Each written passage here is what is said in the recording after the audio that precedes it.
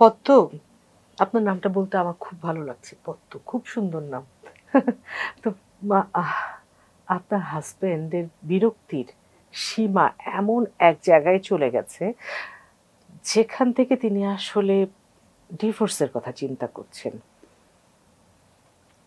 আপনাকে জানিয়েছে বা আ আপনি কি মনে করেন উনার এই সিদ্ধান্তের ব্যাপারে?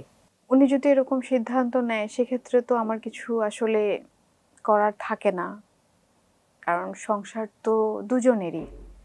জোর করে তো আসলে সংসার হয় না। আমি পারব না আসলে উনার যেই চাওয়াগুলো কিছু চাওয়া আছে যেগুলো আমার পক্ষে পূরণ করা সম্ভব না। সত্যি কথা বলতে কি উনি যদি না চায় তাহলে তো সম্ভব না। কিন্তু আমি তো ভালোবাসি। আমি আমার স্বামীকে ভালোবাসি। আমি আমার শাশুড়িকে ভালোবাসি। আমি আমার জায়গাটা থেকে উনাদের দুজনকে সুখী করতে চাই।